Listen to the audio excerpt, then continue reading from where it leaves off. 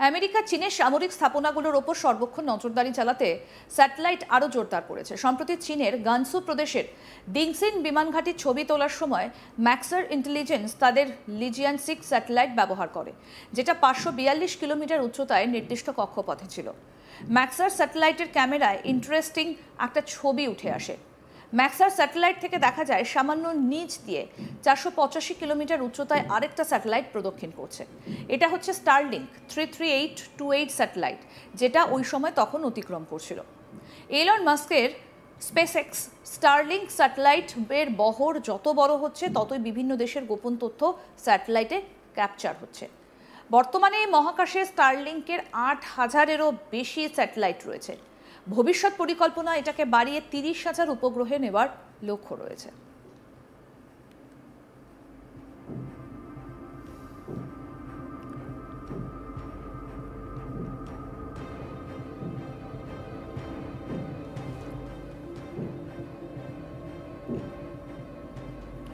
অন্যদিকে চীনও কিন্তু আমেরিকাকে বিপাকে ফেলতে তককে আছে। আমেরিকার ওপর চীনা নজরদারি নিয়ে বড়সড় তথ্য সামনে এসেছে। প্রায় প্রত্যেক আমেরিকান নাগরিকের ফোনে আড়ি পেতেছে চীনা হ্যাকাররা। দিন কয়েক আগে একটা তালিকা সামনে আসে, আর সেই তালিকায় রয়েছে আমেরিকার বর্তমান প্রেসিডেন্ট ডোনাল্ড ট্রাম্প, এমনকি ভাইস প্রেসিডেন্ট জেডি ভান্সও। আমেরিকার ট্রাম্প প্রশাসনের শীর্ষ আধিকারিকদের মতে দীর্ঘদিন ধরে তদন্ত চালানোর পর এই তথ্য সামনে এসেছে। তদন্তে উঠে এসেছে সল্ট টাইফুন নামক এই গোষ্ঠী বিশাল জনগোষ্ঠীর নেটওয়ার্কে দীর্ঘমেয়াদী অ্যাক্সেস পেতে প্রধান টেলিযোগাযোগ কোম্পানিগুলির সিস্টেম হ্যাক করেছে। প্রাথমিকভাবে ধারণার চেয়ে অনেক বেশি ভয়াবহ ছিল এই হামলা।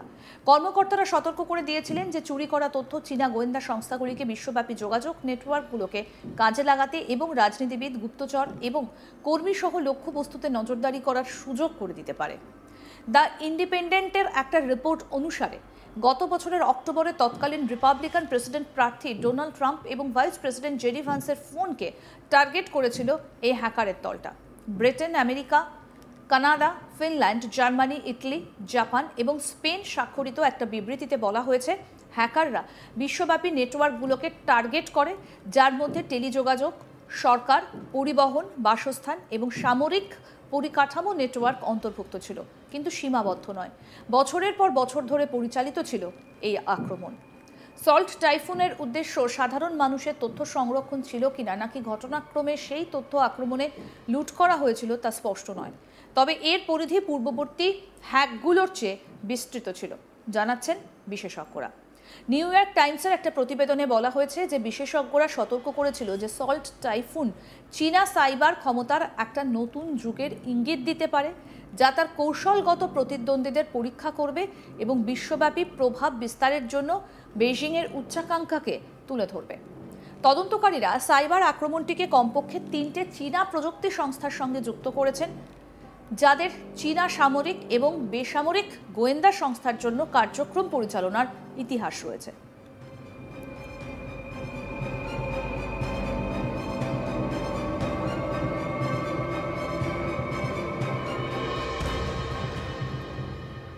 বেইজিং আয়োজিত সাংহাই কোঅপারেশন অর্গানাইজেশনের বৈঠকে যোগ দিতে সম্প্রতি চীনে গিয়েছিলেন ভারতের প্রধানমন্ত্রী নরেন্দ্র মোদী। বৈঠকে অন্যান্য দেশের রাষ্ট্রপ্রধানদের সঙ্গে যোগ দিয়েছিলেন রাশিয়ার প্রেসিডেন্ট ভ্লাদিমির পুতিনও।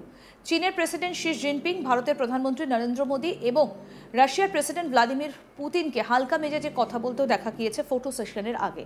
এছাড়া বৈঠকের ফাঁকে আলাদা করে চীন এবং রাশিয়ার প্রেসিডেন্টের সঙ্গে বৈঠক করেন ভারতের প্রধানমন্ত্রী নরেন্দ্র মোদী। এমনকি বৈঠক সেরে হোটেলে দ্বিপাক্ষিক বৈঠকে যোগ দিতে যাবার আগে মোদীর জন্য গাড়িতে অপেক্ষা করেন পুতিন। পরে পুতিনের সঙ্গে তার গাড়িতেই হোটেলে পৌঁছন মোদী। হোটেলে পৌঁছানোর পরও গাড়িতে বেশ কিছুক্ষণ গোপন বৈঠকের দুই রাষ্ট্রপ্রধান। এই এসসিওর বৈঠকে চীন, রাশিয়া এবং ভারতের কাছাকাছি আসার বিষয়টিকে অবশ্য মোটেই ভালোভাবে নেননি আমেরিকান প্রেসিডেন্ট ডোনাল্ড ট্রাম্প। মনে হচ্ছে ভারত এবং রাশিয়াকে সবথেকে গভীর এবং অন্ধকারতম চীনের কাছে হারিয়ে ফেলেছি, এদের একসঙ্গে পথ চলা সমৃদ্ধ হোক। ট্রুথ সোশ্যাল এই বার্তা দিয়েছিলেন আমেরিকান প্রেসিডেন্ট ডোনাল্ড ট্রাম্প। এরপরই এলো চীনা হ্যাকারদের নিয়ে এই গুরুত্বপূর্ণ তথ্য।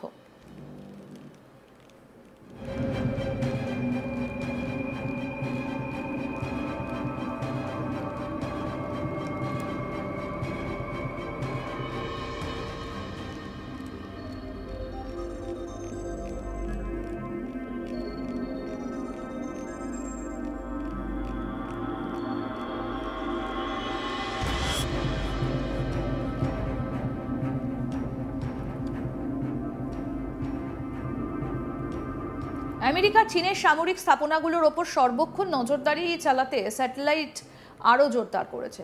সম্প্রতি চীনের গানসু প্রদেশের ডিংসিন বিমানঘাটির ছবি তোলার সময় ম্যাক্সার ইন্টেলিজেন্স তাদের লিজিয়ান 6 স্যাটেলাইট ব্যবহার করে, যেটা 542 কিমি উচ্চতায় নির্দিষ্ট কক্ষপথে ছিল। ম্যাক্সার স্যাটেলাইটের ক্যামেরায় ইন্টারেস্টিং একটা ছবি উঠে আসে।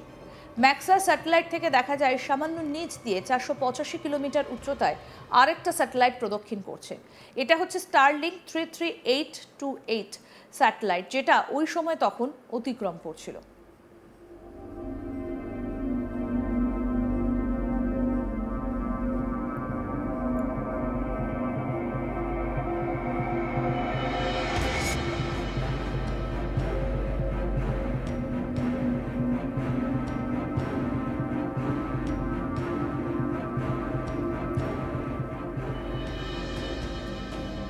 এলন মাস্কের স্পেসএক্স স্টারলিংক স্যাটেলাইটের বহর যত বড় হচ্ছে, ততই বিভিন্ন দেশের গোপন তথ্য স্যাটেলাইটে ক্যাপচার হচ্ছে।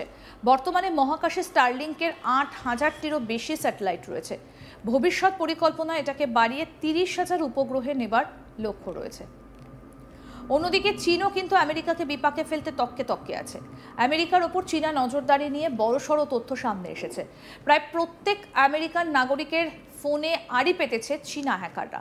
দিন কয়েক আগেই একটা তালিকা সামনে আসে, আর সেই তালিকায় রয়েছে আমেরিকান বর্তমান প্রেসিডেন্ট ডোনাল্ড ট্রাম্প, এমনকি ভাইস প্রেসিডেন্ট জেডি ভান্সও। আমেরিকার ট্রাম্প প্রশাসনের শীর্ষ আধিকারিকের মতে দীর্ঘদিন ধরে তদন্ত চালানোর পর এই তথ্য সামনে এসেছে। তদন্তে উঠে এসেছে সল্ট টাইফুন নামক এই গোষ্ঠীটা বিশাল জনগোষ্ঠীর নেটওয়ার্কে দীর্ঘমেয়াদী অ্যাক্সেস পেতে প্রধান টেলিযোগাযোগ কোম্পানিগুলোর সিস্টেম হ্যাক হয়েছে। প্রাথমিকভাবে ধারণার চেয়ে অনেক বেশি ভয়াবহ ছিল এই হামলা। কর্মকর্তারা সতর্ক করে দিয়েছিলেন যে চুরি করা তথ্য চীনা গোয়েন্দা সংস্থাগুলিকে বিশ্বব্যাপী যোগাযোগ নেটওয়ার্কগুলিকে কাজে লাগাতে এবং রাজনীতিবিদ, গুপ্তচর এবং কর্মী সহ লক্ষ্যবস্তুতে নজরদারি করার সুযোগ করে দিতে পারে। দ্য ইন্ডিপেন্ডেন্টের একটা রিপোর্ট অনুসারে গত বছরের অক্টোবরে তৎকালীন রিপাবলিকান প্রেসিডেন্ট প্রার্থী ডোনাল্ড ট্রাম্প এবং ভাইস প্রেসিডেন্ট জেডি ভান্সের ফোনকে টার্গেট করেছিল এই হ্যাকারের দলটা। Britain, America, Canada, Finland, Germany, Italy, Japan এবং স্পেন স্বাক্ষরিত বিবৃতিতে বলা হয়েছে হ্যাকাররা বিশ্বব্যাপী নেটওয়ার্কগুলিকে টার্গেট করে। আরও আপডেট পেতে দেখতে থাকুন আজ তাক বাংলা। সাবস্ক্রাইব করুন, নোটিফিকেশন পেতে বেল বাটন অপশন প্রেস করুন।